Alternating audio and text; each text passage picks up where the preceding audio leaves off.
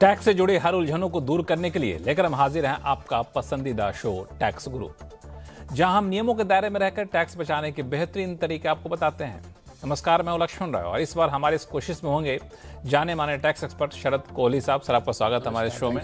और कोहली साहब और हम मिलकर के आपको कई सारे मुद्दों पे टैक्स के टिप्स देने वाला है, जहां आपके टैक्स बचेंगे भी और टैक्स से जुड़ी हुई उलझने भी दूर होंगी। तो तैयार है कोहली साहब? बिल्कुल। तो कोहली साहब बिल्कुल तैयार है, हमेशा की तरह।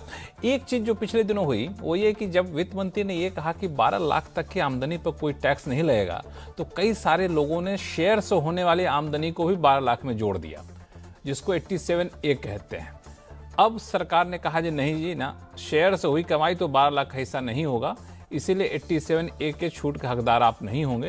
लेकिन जिन लोगों ने छूट ले ली है, अपने आप को दुरुस्त कर लीजिए। एक सर्कुलर जारी हुआ, ये सर्कुलर क्या कहता है, इस पर इस शो में खास तौर से चर्चा करेंगे। एक और महत्वपूर्ण बात, कई लोग शेयर से ट्रेडिंग करते हैं, कमाई करते हैं, तो कब वो बिजनेस इनकम हो जाता है, कब वो पर्सनल इनकम होगा, कब प्रोफेशनल होगा, कब ट्रेडिंग होगा, इसमें बड़ा कन्फ्यूजन है। तो मैंने कोहली साहब से रिक्वेस्ट किया है कि भाई साहब इस पर समझा दीजिए, हमेशा के लिए कन्फ्यूजन दूर हो जाए। और तीसरी चीज़ कि बहुत सारे लोगों ने NSS यानी नेशनल सेविंग स्कीम में पैसा डाला था। अब स्कीम तो बंद हो गई, अब उसके पैसे मैच्योर होकर के आ रहे हैं, तो उस पैसे जो मैच्योर होकर आ रहे हैं उस पर ब्याज देना पड़ेगा क्या, टैक्स देना पड़ेगा क्या, तो टैक्स की देनदारी क्या कहती है, इस पर भी बातचीत करेंगे। तो 3 मुद्दे हैं जिस पर हम लोग आज शो में बातचीत करेंगे। तो सबसे पहले कोहली साहब शुरुआत किया जाए शेयर को लेकर के। शेयर्स में जो लोग ट्रेडिंग करते हैं उनको बड़ा कन्फ्यूजन रहता है कि वो ट्रेडिंग माना जाएगा कि बिजनेस माना जाएगा कि पर्सनल इनकम के स्लैब में जुड़ जाए, क्या माजरा क्या है इसका? देखिए, फ्रीक्वेंसी क्या है ये डिपेंड करता है कि ट्रेडिंग है या इन्वेस्टमेंट है। आपको पता है ट्रेडिंग है तो आप खरीद बेच करते हैं, जैसे किसी माल की खरीद बेच करी जाती है ऐसी करी जाती है। तो आपको अपने शेयर्स स्टॉक इन ट्रेड दिखाने पड़ेंगे। जैसे कोई व्यापारी व्यापार करता है ना, उसके पास मान लीजिए कार्टन्स पड़े हैं किसी खाने पीने की चीज़ के, बिजली, कोई भी व्यापार करता है, तो वो स्टॉक इन ट्रेड अगर आप घोषित कर देते हैं अपने शेयर्स को, तो फिर वो ट्रेडिंग बन जाता है।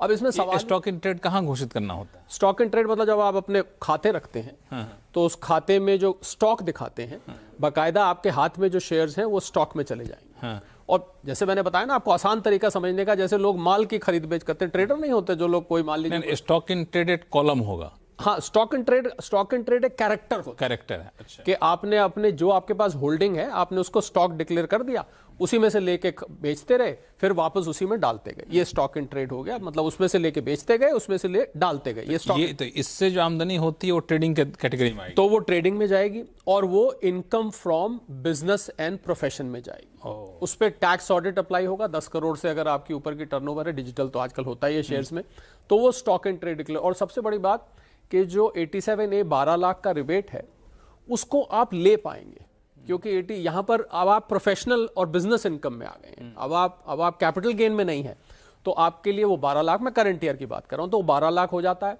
और इसमें आप कुछ खर्चे भी क्लेम कर सकते हैं। बल्कि लक्ष्मण, यहाँ तक भी है, शायद कम लोग इस बात को जानते हो, कि अगर आपने इस बिजनेस करने के लिए उधार लिया है, लोन लिया हुआ है, अच्छा, और उस लोन पे आप ब्याज दे रहे हैं, उस ब्याज को भी आप अपने प्रॉफिट में से घटा सकते हैं। हालांकि मैं यहाँ पर यह जिक्र करना चाहूँगा, आपको पता होगा क्योंकि हमारे तो ज़्यादातर दर्शक जो है वो स्टॉक मार्केट से जुड़े हुए हैं, तो आपको ये बताना चाहूँगा कि अगर आप डेरिवेटिव्स ट्रेडिंग कर रहे हैं तो सेबी का वो जो ऑब्जर्वेशन है वो ध्यान रखिए कि 89% लोग डेरिवेटिव्स में पैसा गंवा देते हैं।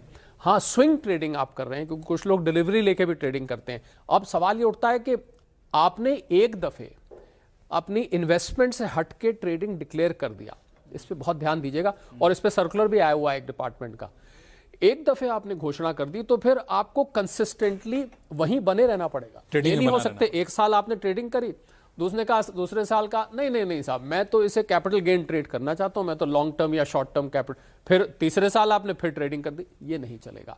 एक दफे आपने जो स्ट्रैटेजी बना ली, उस स्ट्रैटेजी पे, ये सर्कुलर है, उस स्ट्रैटेजी पे आपको टिक के रहना पड़ेगा। क्यों ऐसा क्यों है? क्योंकि अगर आप ऐसा बार बार बदलते हैं तो इससे डिपार्टमेंट को रेवेन्यू लॉस होगा। आप अपने फायदे के लिए, जब आपको देखा कि कैपिटल गेन में मुझे कम रेट पे ज्यादा फायदा है तो वो ले लिया, जब आपने देखा कि मुझे ट्रेडिंग में ज्यादा है तो वो ले लिया। तो कंसिस्टेंसी एक शब्द होता है अंग्रेजी में, आपको स्थिरता बनाए रखनी पड़ेगी। जो भी आप सेलेक्ट कर रहे हैं ध्यान रखिए। अब लक्ष्मण, एक और बहुत जरूरी बात इसमें जो जोड़नी है, अब किसी ने मेरे से पूछा मैं दोनों फायदा उठाना चाहता हूं, मैं कुछ शेयर्स अपने स्टॉक इन ट्रेड में डिक्लेयर करना चाहता हूं और कुछ शेयर्स, अब व्यक्ति एक ही था, अब आप दो कैरेक्टर कैसे ले सकते हैं, ये भी संभव है। उसका इलाज ये है कि आपके डीमैट अकाउंट्स दो अलग अलग होने चाहिए, यानी कि एक अकाउंट से आप निवेश कर रहे हैं और दूसरे अकाउंट से आप ट्रेडिंग कर रहे हैं। और अगर आप कैपिटल गेन ले रहे हैं, आप जानते होंगे 1,25,000 तक का आपको इक्विटी में जो सेक्शन 112A में रिबेट जो डिडक्शन मिलती है, आप वो भी ले सकते हैं। उसमें आप 12 लाख तक ले सकते हैं। 4 लाख की जो बेसिक एग्जेम्पशन लिमिट है इस साल की, वो आप कैपिटल गेन में भी ले सकते हैं, पर 12 लाख वाली आप तभी ले पाएंगे जब आप इसको ट्रेडिंग डिक्लेयर करें। तो मूल मंत्र लक्ष्मण ये है कि जो लोग ये नहीं डिसाइड कर पाते कि हम कैपिटल गेन में जाएं या ट्रेडिंग में जाएं, उनको कंसिस्टेंसी बना के रखनी चाहिए। चूज कर लीजिए सोच समझ के, फिर बदलिए मत उसे। अच्छा, अब मुझे एक चीज़ समझाइए कि अगर मुझे कन्फ्यूजन हो जी, अगर हम टैक्स के लिहाज से देखना ये चाहें कि हमें ट्रेडिंग में रहना चाहिए कि इन्वेस्टमेंट में रहना चाहिए, तो क्या कैसे देखें इस चीज़ को? बिल्कुल, इसका जवाब टैक्स रेट्स में है। अब आप जब 12.5%, आपको पता होगा कि लॉन्ग टर्म कैपिटल गेन पे उदाहरण के तौर पर मैं ले रहा हूं, टैक्स है, और जो ट्रेडिंग में टैक्स आता है वो आपके स्लैब के हिसाब से आता है। अब आप क्या करिए कि आप ये पहले अंदाजा लगा के देख लीजिए कि मुझे जो मुनाफा होने वाला है मैं किस स्लैब में हूं और मेरा उस स्लैब में कितना टैक्स आ रहा है। इधर आप कैपिटल गेन में देख लीजिए कि अगर मुझे लॉन्ग टर्म कैपिटल गेन हो रहा है उदाहरण के तौर पर, तो 12.5% टैक्स देखिए मुझे कितना आता है। एक चीज और देखिए, ये भी देखिए कि आपके इस ट्रेडिंग में कुछ लोगों ने तो लक्ष्मण, मैंने देखा बाकायदा एक ऑफिस खोल रखा है ट्रेडिंग के लिए, पूरे वहाँ टीवी स्क्रीन्स लगे होते हैं, स्टाफ भी रखा हुआ होता है जो प्रॉम्प्ट देता है, उसके खर्चे बहुत हैं। अगर आपको लग रहा है आपके ट्रेडिंग में खर्चे बहुत हैं, तो फिर शायद ट्रेडिंग में जाने में फायदा हो। तो ये आपको कैलकुलेशन करके पता लगेगा। कभी मौका मिला आपको और हमें तो बैठ पे इस पे विस्तार से डिस्कस करेंगे कि कैसे आप इसको और डिटेल में जाके देख सकते हैं। बिल्कुल, हमारे साथ कॉलर भी जुड़ चुके हैं, लेकिन उससे पहले एक सवाल पूछूंगा आपसे मैं कि मान लिया हमने 2 अकाउंट रख लिए जी, मान लिया एक अकाउंट रखा किसी और ट्रेडिंग किसी और बैंक का या फिर कंपनी डीमैट का, जिसमें हम सिर्फ इन्वेस्टमेंट कर रहे हैं जी, एक दूसरा रखा जिसमें हम ट्रेडिंग कर रहे हैं, या आपने कई बार कहा भी है ऐसा भी कर सकते हैं, तो उसमें क्या ये दोनों का फायदा उठा सकते हैं हम? बिल्कुल, मैं 2 अकाउंट रखने का पर्पस ही यही है कि एक में आप कैपिटल गेन दिखाइए, पर ये भी देखना है लक्ष्मण इसमें कि ट्रेडिंग का मतलब है आप जल्दी जल्दी खरीद रहे हैं, जल्दी जल्दी बेच रहे हैं। निवेश का मतलब है आप कुछ समय के लिए शेयर्स को रख रहे हैं, महीने 2 महीने, हाँ, महीने 2 महीने 6 महीने 1 साल रख रहे हैं। पर डिपार्टमेंट सर्कुलर के जरिए ये आपके ऊपर जबरदस्ती नहीं करता। आपको डिपार्टमेंट सिर्फ ये कहता है कि एक दफे आपने जो चीज सिलेक्ट करी उस पर आप बने रहिए। आप ये बार-बार कि सर्कुलर में थोड़ा सा और क्लैरिटी आनी चाहिए कि एक टाइम स्पेसिफाइड कर दी, ग्रे एरिया को खत्म करिए जितना ग्रे। बहुत सब्जेक्टिव है ये लक्ष्मण। जब सरकार ने किसी को ट्रेडिंग पे जोर देना चाहा, उसने कहा मैं निवेशक हूं।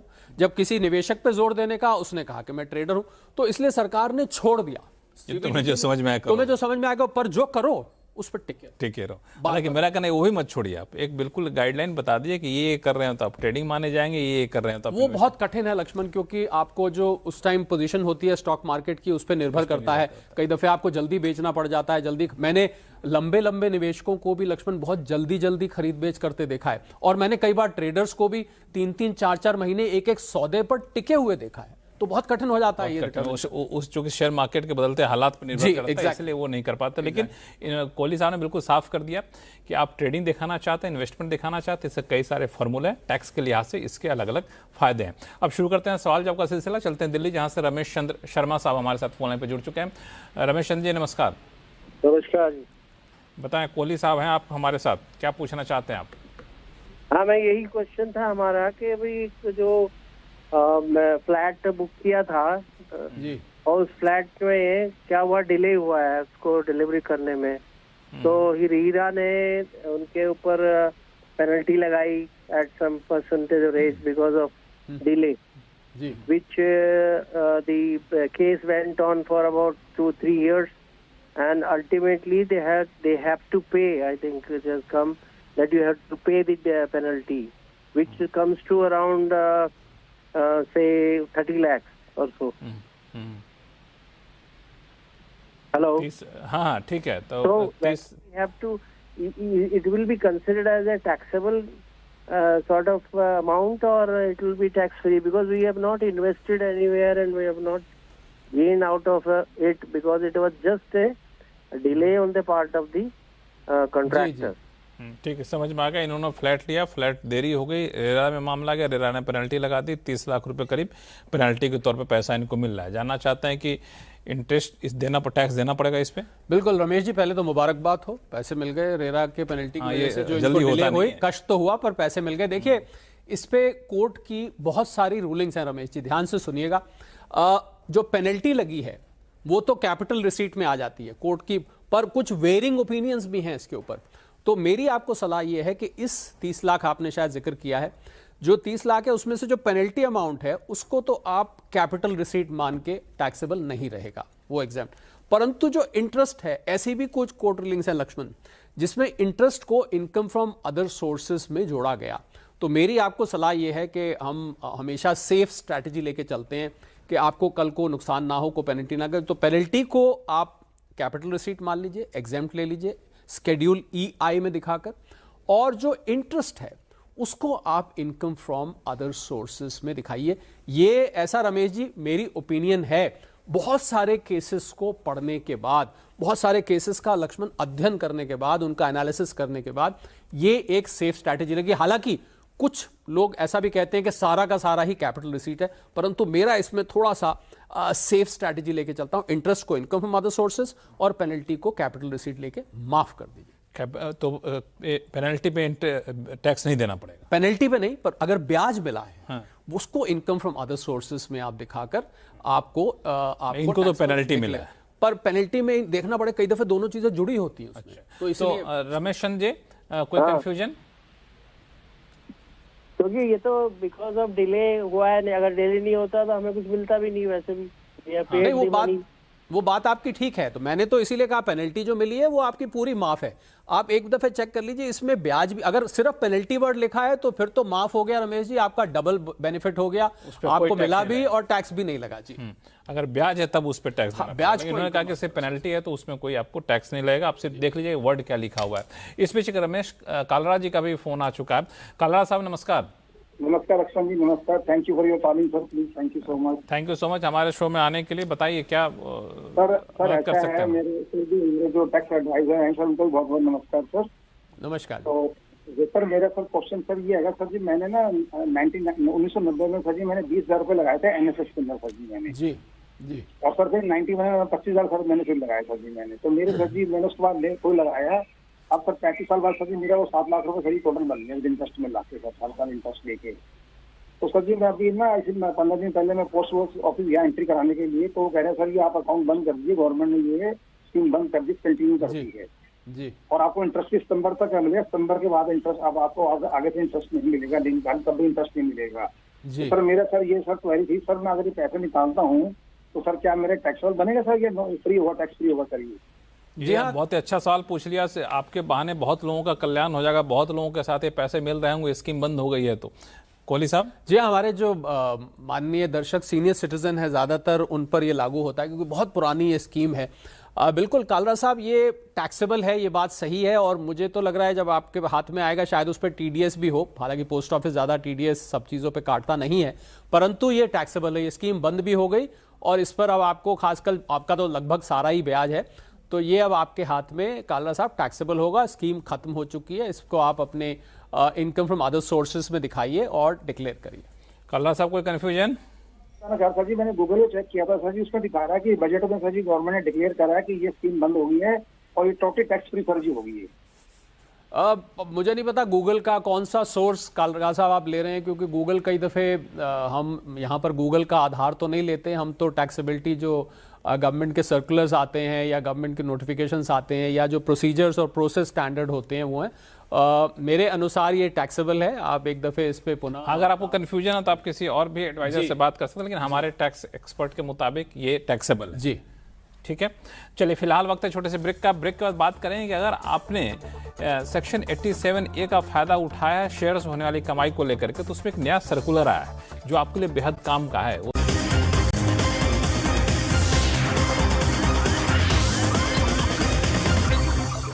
ब्रेक के बाद एक बार फिर से आपका स्वागत है। आप देख रहे हैं टैक्स गुरु और आपके सवालों का जवाब देने के लिए हमारे साथ बने हुए हैं जाने माने टैक्स एक्सपर्ट शरद कोहली सर। सर, एक चीज़ जो लोगों के सवाल ने उससे पहले कि बहुत सारे लोगों ने जैसे सुना वित्त मंत्री साहिबा ने ऐलान किया कि 12 लाख रुपए तक की आमदनी पर कोई टैक्स नहीं लगेगा, तो सारी आमदनी को उसी में जोड़ दिया। कई लोगों ने शेयर्स होने वाले आमदनी को इसमें जोड़ दिया, और अब अभी इनकम टैक्स डिपार्टमेंट ने 87A को लेकर एक सर्कुलर जारी किया है। वो सर्कुलर मुझे लगता है इन्हीं सारे मामलों को लेकर है। क्या है सर्कुलर, पर ये बताइए, फिर बताइए कि लोगों को करना क्या है। जी हाँ, सर्कुलर नंबर है लक्ष्मण 13 2025 का, और ये सर्कुलर 19 सितंबर को आया, बहुत हाल का है, इसी महीने का है बल्कि, या पिछले महीने का है। तो 19 सितंबर का सर्कुलर लक्ष्मण ये कहता है कि अगर आपने अपनी STCG यानी शॉर्ट टर्म कैपिटल गेन या लॉन्ग टर्म कैपिटल गेन की आय को 87A रिबेट के लिए रिड्यूस करने के लिए आपने 87A को यूज कर लिया, मैं दूसरे तरीके से बोलूं तो आपको, क्योंकि आपको याद होगा पिछले साल यूटिलिटी इसको स्वीकार कर रही थी, रिबेट को उसके अगेंस्ट दे रही थी, तो एक तरह से ये टेक्निकल फ्लॉ माना गया था, काफी इस पर चर्चा हुई थी, आपको याद होगा हमने शो में भी कई बार इस पर जिक्र किया। तो अब अगर आपने किया है, और वित्त मंत्री महोदया ने, आपको याद होगा अभी जो बजट की स्पीच दी थी उसमें भी स्पष्ट कर दिया था कि ये जो रिबेट है ये 87A का, ये स्पेशल रेट्स ऑफ इनकम जो हैं उन पर ये अप्लाई नहीं करता है। अच्छा, तो अब हुआ ये, सर्कुलर के माध्यम से स्पष्टीकरण दिया गया है कि अगर आपने ऐसा क्लेम कर लिया है तो आप हैरान मत होइएगा अगर आपको नोटिस आ जाए, तो वो नोटिस आपको ये कहेगा कि आप उस पर सीधा सीधा टैक्स जमा कर दीजिए, और क्योंकि ये यूटिलिटी की एक तरह से खामी थी तो आपसे ब्याज नहीं लिया जाएगा। नॉर्मली मतलब गलती, मतलब एक तरह से, हाँ आप कह सकते हैं स्वीकार हो गई, तो ब्याज नहीं लिया जाएगा 31 दिसंबर तक अगर आप उस पैसे को जमा कर देते हैं। अगर आप 31 दिसंबर के बाद करते हैं तो फिर आपको इसको ब्याज भी देना पड़ेगा। तो वो यूटिलिटी की गलती जो पिछले साल से ऑब्जर्व की जा रही थी, अब उसके लिए नोटिस आ रहे हैं। बहुत चर्चा हुई इस पे, इतनी बार मुझे शो में मुझे ही याद है, मैंने मुझे एक चीज़ समझाइए कि अब इतने लोग शेयर बाजार में इन्वेस्टमेंट कर रहे हैं तो उससे होने वाली आमदनी को स्पेशल रेट क्यों ट्रीट कर रहे हैं भाई? बहुत लोगों की रोजी रोटी इसी चलती है। नहीं, अब देखिए इस साल तो आपको क्योंकि 12.5% है उस पर टैक्स लक्ष्मण, और वैसे आपका स्लैब रेट जाता है 25-30%, तो फायदा भी है इसमें, फायदा है। पर 87A का रिबेट स्पेसिफिकली दिया गया है जो बाकी की 4 इनकम सोर्सेस हैं, यानी कि सैलरी है, बिजनेस प्रोफेशन है, हाउस प्रॉपर्टी है, अदर सोर्सेस के लिए। कैपिटल गेन को उससे बाहर रखा गया है, क्योंकि कैपिटल गेन ऐसा माना जाता है कि आप आमदनी निवेश करके एकदम से बड़ा पैसा कमा लेते हैं, या आपने मकान बेचा उसमें एकदम से बड़ा पैसा कमा लिया, तो उसको उससे बाहर रखा गया है। तो मेरी सलाह ये, अगर आपके पास नोटिस आए तो हैरान मत होइएगा, आप उसका टैक्स, क्षमा करते हुए कह रहा हूं, शराफत से जमा करा दीजिएगा, वरना 31 के बाद कराया तो आपको फिर इस पे ब्याज भी देना पड़ेगा। तो उस गलती का अब मैं कहूं कि सुधार अब किया जा रहा है। मुझे मैं अगले कॉलर जुड़ चुके हैं, उनके पास एक सवाल और है कि अगर हम साधारण भाषा में कहें तो किन्हीं के पास इनकम टैक्स का नोटिस आता है, अगर 87A वहाँ पे लिखा हुआ है तो समझ जाए कि माजरा इसी का है। हाँ, और अगर कैपिटल गेन भी लिखा हुआ है, दोनों कैपिटल गेन है। अगर किसी ने शेयर ट्रेडिंग को अपना बिजनेस बना रखा है फिर कोई दिक्कत नहीं, तब उसने 12 लाख में शामिल किया तो कोई दिक्कत 12 लाख तो इस साल से है, पिछले साल तो 7 लाख था। हाँ। तो फिर कोई दिक्कत नहीं। अगर कैपिटल गेन को आपने उसमें एडजस्ट किया तो वहां पे दिक्कत है, तो इसका ख्याल रखिएगा। बहुत ही बारीक बातें बताई हैं कोहली साहब ने, जो अक्सर आपको ना तो गूगल में मिलता ना कहीं मिलता है, और फिर कन्फ्यूजन में आप पेनल्टी देने जड़ते हैं, ब्याज देना पड़ता है, फिर हमारे पास आते हैं तो उस टाइम हम लोग हाथ खड़े कर देते हैं। बिल्कुल, इसका ख्याल रखें। दीपक जी जुड़ चुके हैं, दीपक शारदा साहब हैदराबाद से। दीपक शारदा साहब को नमस्कार। नमस्कार सर। नमस्कार, कैसे हैं आप? मैं ठीक हूँ सर। आप बताइए, हमारे साथ कोहली साहब हैं आपके हर सवालों का जवाब देने के लिए। सवाल क्या आपके पास? सर एक्चुअली मैंने कुछ शेयर्स लिए हुए हैं, जैसे मैं 1 लाख रुपए के शेयर जो मैंने 2 साल 3 साल पहले खरीदे हुए हैं और अपनी मदर को या फादर को गिफ्ट करता हूँ, तो ये तो मुझे मालूम है कि उसमें ओरिजिनल जो परचेज प्राइस मानी जाएगी वो मेरी ओरिजिनल 2 साल 3 साल पुरानी मानी जाएगी। लेकिन मदर के अकाउंट से या फादर के अकाउंट से जब मैं उसको सेल करूंगा तो उस पर जो कैपिटल गेन होगा वो किसके अकाउंट में जाएगा? वो मदर फादर के अकाउंट में जाएगा या गिफ्ट देने वाले के अकाउंट से जाएगा? आई मीन टैक्स लाइबिलिटी किसकी बनेगी? जी हाँ दीपक जी, जब आप मदर फादर को गिफ्ट करेंगे तो रिलेटिव्स की लिस्ट दी हुई है, जिसका हम अक्सर यहाँ जिक्र करते रहते हैं, 56(2)(10) सेक्शन है इनकम टैक्स का। तो ये मदर फादर उस लिस्ट में आते हैं, पहली बात। तो इनको आप गिफ्ट करते हैं, पहली बात तो उनके हाथ में गिफ्ट टैक्सेबल नहीं है, पहला स्पष्ट। दूसरा, कैपिटल गेन होगा, और मदर फादर क्योंकि आप मेजर हैं, मदर फादर हैं, तो ये क्लबिंग भी नहीं होगी। यही गिफ्ट अगर आपकी धर्म पत्नी को किया जाए तो फिर ये क्लबिंग हो जाती है, पर मदर फादर को अगर गिफ्ट किया जाता है तो उन्हीं का कैपिटल गेन बनेगा दीपक जी, आपका नहीं बनेगा। पर मैं आपको सलाह दूंगा, आप इसको जब गिफ्ट करें तो एक गिफ्ट डीड या एक चिट्ठी माता श्री पिताश्री के नाम लिख के रख लें कि मेरे प्रिय पिताजी प्रिय माता जी, मैं आपको ये अपनी मर्जी से गिफ्ट कर रहा हूं आपके लिए, और इसको बना के आप रख लें, और कोई भी क्लबिंग नहीं होगी, उन्हीं को कैपिटल गेन इसका लगे। एक सवाल दीपक जी से जुड़ा हुआ ही है कि जिस दिन गिफ्ट किए उस दिन के प्राइस और हमारे परचेज प्राइस में अगर डिफरेंस है, वहां पे कोई गेन दिख रहा है, तो वो गेन भी हमारा नहीं माना जाएगा? नहीं, क्योंकि जो कॉस्ट मानी जाएगी, आपने अभी दीपक जी ने बड़ी अच्छी खुद ही जानकारी दी, जो कॉस्ट मानी जाएगी वो दीपक जी ने जिस टाइम उसको खरीदा था, हाँ, उस कॉस्ट से लेके और जिस डेट को बेचा गया है, बस ये दो प्राइस देखी जाएंगी। यानी कि नहीं, मैं थोड़ा दूसरे मैंने कोई शेयर अपने माता पिता को गिफ्ट किया, हमने खरीदा था वो शेयर 100 रुपए में जी। जिस दिन मैं गिफ्ट करने जा रहा हूँ उस दिन शेयर की कीमत है 300 रुपए जी, और माता पिता को 300 रुपए के दाम वाला शेयर मैंने गिफ्ट कर दिया, तो 100 रुपए से बढ़ के 300 रुपए तक जो है उसका कोई हम पे कोई लायबिलिटी नहीं, आपको कोई कुछ लायबिलिटी नहीं आएगी, क्योंकि सीधा जब आपकी माता जी जब या पिताजी बेचेंगे उसको जिस कीमत पे, उस प्राइस पे और जिस पे आपने लिया था, बीच का ये जो था इसको छोड़ दिया जाए। अच्छा, तो वो उनके ऊपर माना जाएगा, उनकी लायबिलिटी होगी, आपके ऊपर कोई इसकी जिम्मेदारी नहीं है। चलिए, तो मैं उम्मीद करता हूँ दीपक जी कोई कंफ्यूजन नहीं रहा होगा। नहीं sir, got the answer now. Thank you so much. आगे भी कोई दिक्कत हो तो tax@moneycontrol.com पे लिखिएगा, आपके सवालों का ऐसे ही आसान भाषा में जवाब दिया जाएगा। चलते हैं भोपाल, जहाँ से मीना अरोड़ा जी फोन लाइन पे जुड़ गई हैं। मीना जी नमस्ते, बताएं क्या सवाल आपके पास? सर नमस्कार, और हमारे टैक्स गुरु को भी बहुत बहुत नमस्कार। सर मैं एक सीनियर सिटीजन महिला हूँ। हेलो, हाँ जी बताएं। हाँ सर, क्या है ना, अप्रैल 18 में रिटायर हुई थी। तो अच्छा। जैसे मेरे को लीव इनकैशमेंट जो है वो 2025-26 में दिया गया। हमारे यहाँ इलीगल प्रैक्टिसेस है LIC में, इसलिए ऐसा हुआ।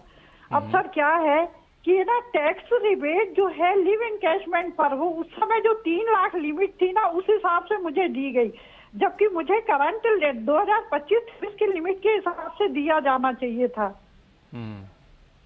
हेलो, सुन लिया। हाँ, तो अब आप जानना क्या चाहती हैं? सर उसके बारे में जानना है। और दूसरा क्या है, शेयर जैसे बायबैक जो होते हैं 1 अक्टूबर 24 से जो है ना रूल चेंज हुआ है ना सर, तो उसके हिसाब से क्या है ना, लॉन्ग टर्म कैपिटल गेन वाला बेनिफिट मिलेगा कि जिस स्लैब में आएंगे उसके हिसाब से दिया जाएगा? दोनों सवालों का जवाब मिलेगा आपको, आप तसल्ली से सुनिए। अब बताइए। बहुत अच्छे दोनों सवाल हैं। पहले मैं इनके बाद वाले सवाल का दे देता हूँ। बिल्कुल आपने मीना जी ने ठीक पकड़ा कि 1 अक्टूबर से जो है वो रूल्स चेंज हुए। अब वो बायबैक आपका इनकम फ्रॉम अदर सोर्सेज में जाएगा, वो आपका उसमें नहीं जाएगा। ध्यान दीजिएगा, अब आपको कैपिटल गेन वाला नहीं, आपको इनकम फ्रॉम अदर सोर्सेज, यानी कि आपके जो स्लैब रेट है उस स्लैब रेट के हिसाब से देना है। दूसरा आपने लीव एनकैशमेंट का पूछा, तो क्योंकि मीना जी आप 2018 में रिटायर हुई थी, अब 2025 है, तो ये अरियर्स का एक बेनिफिट होता है आपको। अब इसको इनकम फ्रॉम अरियर्स दिखाना पड़ेगा, उसमें 89(1) का एक रिबेट होता है, उसका आप रिबेट लीजिए। आप पता लगा होगा आपको लीव एनकैशमेंट की अब 25 लाख लिमिट है,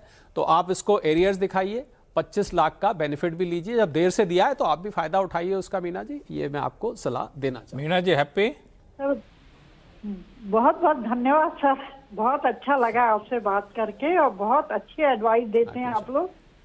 चलिए, बहुत बहुत धन्यवाद। कभी भी कोई दिक्कत हो, आप सीनियर सिटीजन हो, बहुत सारे उलझने सीनियर सिटीजन के मन में होती हैं, तो आप बिल्कुल बेहिचक आप हमारे शो से संपर्क करिए। और हमारे साथ बहुत ही एक्सपर्ट और बहुत ही लंबे अनुभव रखने वाले टैक्स एक्सपर्ट आते हैं। कोहली साहब तो बहुत ही आसान भाषा में बताते हैं। कोई कन्फ्यूजन हो तो tax@moneycontrol.com पे लिखिएगा। तो कोहली साहब, बहुत सारे सवाल तो हैं, लेकिन समय खत्म हो रहा था, हम उस शो को यहीं समेटते हैं। बहुत बहुत धन्यवाद सारे सवालों का जवाब देने के लिए। तो टैक्स गुरु में फिलहाल इतना ही। अगर आपके पास भी कोई सवाल हो, चाहे इनकम टैक्स से जुड़ा हुआ हो या फिर GST जुड़ा हुआ हो, सवाल के जरिए आप टैक्स बचाना चाहते हैं, टैक्स की उलझनें दूर करना चाहते हैं, किसी भी तरह का कोई मामला हो, आप सीधा लिखिए tax@moneycontrol.com पे। और जब अपना सवाल लिखें तो अपना नाम और मोबाइल नंबर लिखना ना भूलें, ताकि ऐसे ही मैं सीधे आपको टैक्स एक्सपर्ट से रूबरू करा सकूं। आपका कोई भी क्रॉस क्वेश्चन हो तो उसका भी जवाब आपको दिलवा सकूं। तो टैक्स गुरु में फिलहाल इतना ही। देखते रहिए CNBC आवाज़। नमस्कार।